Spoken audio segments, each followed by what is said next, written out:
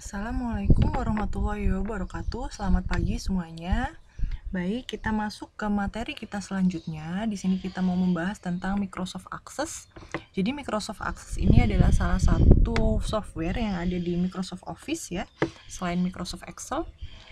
Fungsinya adalah sama, di mana Microsoft Access itu suatu aplikasi basis ya data, di mana untuk menghimpun suatu data komputer yang bersifat relasional yang digunakan untuk merancang, membuat, dan mengolah berbagai jenis data dengan kapasitas yang besar. Jadi fungsinya hampir sama dengan Microsoft Excel, cuman dia ada beberapa menu-menu yang lebih memudahkan untuk pemakaian, misalnya dengan membuat form dan sebagainya, dimana Microsoft Access di sini dia juga mempunyai suatu fungsi untuk menyimpan suatu database ya, di mana database itu adalah kumpulan suatu data atau tabel-tabel yang saling berrelasi. Jadi nanti kita bisa membuat misalnya data dua atau lebih dari dua database, di mana database tersebut nantinya bisa saling memiliki relasi atau memiliki hubungan antara tabel satu dan tabel yang lainnya.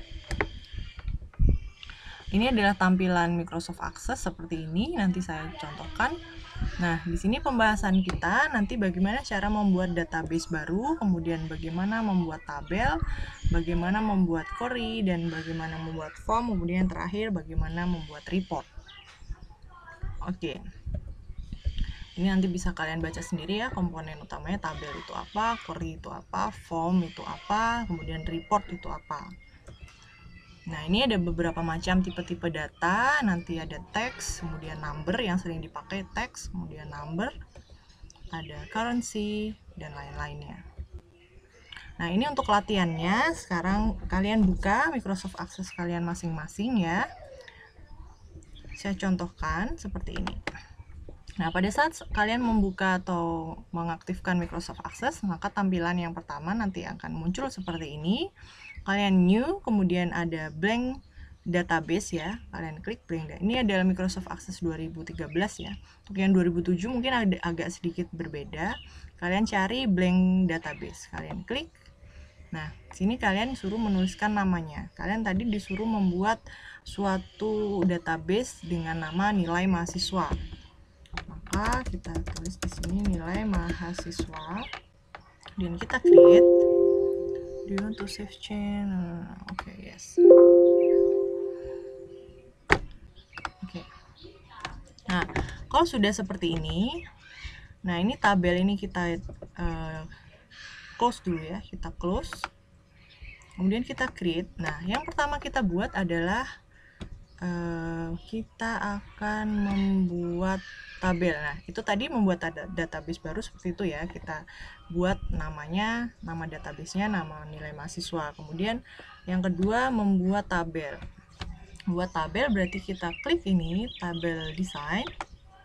Nah, di sini kita ada field name, data type, dan description. Field name ini kita isikan ini.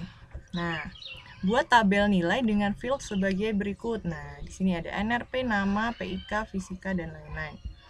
Oke, ini saya kecilkan dulu seperti ini. Field name-nya NRP, kemudian nama, PIK, fisika. Kalian tuliskan ke bawah seperti ini ya, fieldnya. Fisika, kimia, matematika, kemudian Pancasila. Nah, kalau sudah kita rubah data type-nya. Data type-nya NRP itu data type-nya number. Kita rubah number, namanya sotex, PIK-nya juga number, fisikanya number, kimianya number, matematikanya number, Pancasilanya number. Oke, matematika. Nah, kalau sudah seperti ini, kalian jangan lupa kalian save dulu ya. Kalian save, kalian simpan dengan nilai tabel nilai, kemudian kalian oke. Nah, ini harus ada primary key-nya. Primary key-nya kita gunakan NRP di sini sebagai primary key. Kalian klik kanan ya, kemudian klik primary key. Nah, kalau sudah, kita save lagi ya, kita save tabel nilai. Oke. Nah, kalau sudah, kita close.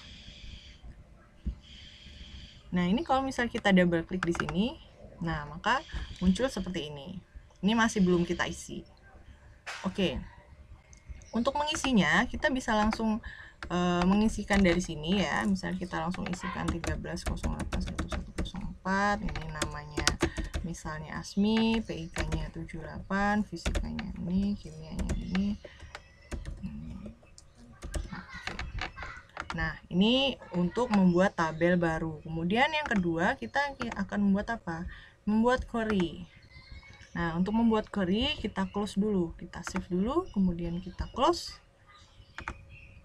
Kita create query. Nah, di sini ada query design atau query form. Kita klik yang query design,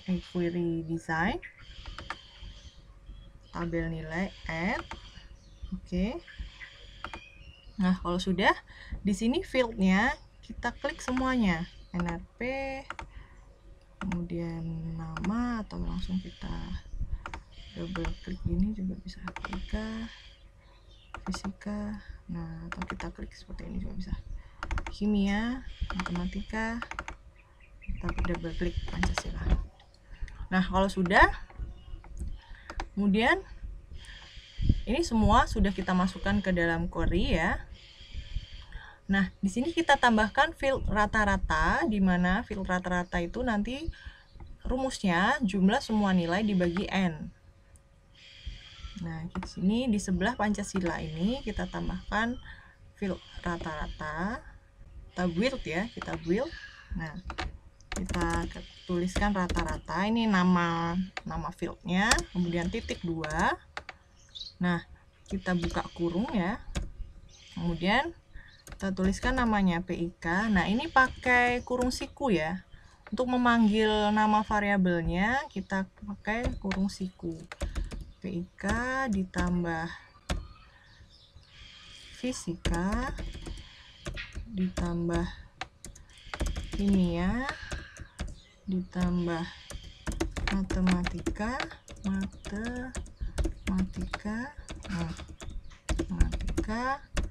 ditambah Pancasila. Ya, kita tutup kurung karena ini kita tambahkan dulu semuanya, kemudian kita bagi 5. Oke, kemudian kita oke. Nah, ini untuk rata-ratanya. Kemudian kita tambahkan lagi field keterangan. Dimana keterangan itu kalau rata-ratanya di atas 65 lulus, kurang dari 65 tidak lulus ya. Berarti nanti kita tuliskan rumusnya seperti ini. If rata-rata, tidak lulus, dan lulus. Di sini kita build lagi. Kita tulis keterangan titik 2 pakai if ya. If buka kurung. Nah, kita tuliskan expressionnya karena tadi kita simpan di rata-rata. Rata-rata lebih besar sama dengan 65 titik 2 titik koma, maka dia lulus, sama seperti Excel ya. Titik koma tidak lulus. Di sini ada rumusnya if. Kalau di dalam Access if itu kalian menggunakan fungsi if ditambah if ya, bukan hanya if tapi if. Ini untuk yang di Access. Nah, seperti ini. Sudah, kita oke. Nah, kalau sudah, jangan lupa kita save query nilai. Save dengan query nilai. Kita oke. Nah, kalau sudah, kita close. Kita buat selanjutnya. Oke, sebentar. Kita next ke video selanjutnya karena hanya 10 menit.